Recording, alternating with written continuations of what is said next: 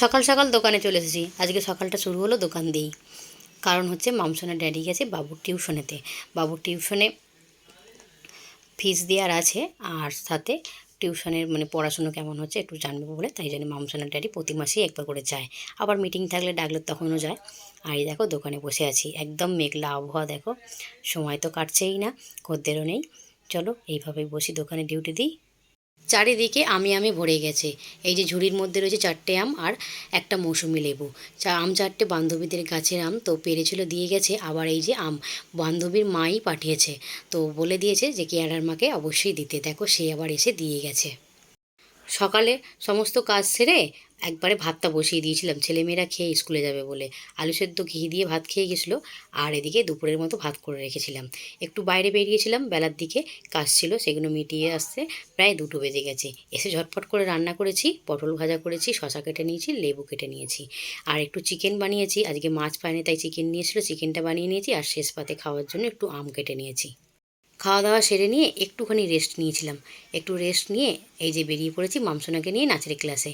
আজকে ক্লাসটা আছে 6টা থেকে, তাই 5:30টার দিকে এই যে বেরিয়ে পড়েছি। মামসোনার একগাল হাসি কেউ বুঝতে পারছো কারণটা কি? কারণটা চলো আমি বলছি। মামসোনা কাঁঠাল খেতে এত ভালোবাসে কি বলবো। আমাদের যে ভাড়াটের দিদিভাই থাকে, তো ওই দিদিভাইয়ের বাপের বাড়ি থেকে এই যে কাঁঠাল নিয়ে এসেছিলো, একটা বড় কাঁঠালই আমাদের দিয়েছিল। তো সেই কাঁঠালটা দুদিন ধরে বাড়িতেই ছিল। কদিন ধরেই ও বলছে মা কাঁঠাল কাটো, যেই দিন থেকে দেখেছে সেদিন থেকেই বলছে কাঁঠাল কাটো। আর ও কাঁঠাল খেতে এতটাই ভালোবাসে, তো কাঁঠালটাকে আজকে এই যে এখন বসে ছাড়িয়ে নিচ্ছি। এখন অনেকটা হয়েছে। মামসোনার মতো কেউ কি আছো কাঁঠাল খেতে এত ভালোবাসো? মামসোনা কিন্তু অন্য ফল অতটা ভালোবাসে না, ইদানিং আমটা একটু ভালোবাসে, কিন্তু কাঁঠালটা আরও বেশি ভালোবাসে, এত পছন্দ করে কি বলবো। দেখো এক থালা ভরে কাঁঠাল হয়েছে। কাঁঠাল খাওয়ার পর এই যে এখন মামসোনা বই নিয়ে বসেছে, এখন একটু আঁকবে। ওই যে বইয়েতে কলসি দুটো আঁকা আছে, ওই রকম আঁকার চেষ্টা করছে। এই যে করেছে বন্ধুরা, কেমন হয়েছে তোমরা একটু বলো তো। আর চেষ্টা করে ও, মানে যাই দেখে তাই চেষ্টা করে আঁকা তোলার, কিন্তু এখনও তো সেরকমভাবে হাতটাও মানে সড়গড় হয়নি। এই যে এঁকেছে, এটা কেমন হয়েছে বন্ধুরা তোমরা অবশ্যই বলো। এই রাত্রিবেলা তোমাদেরকে সাথে নিয়ে ছাদে চলে এসেছি। এখন ওই 8:30 9টা মতো বাজে।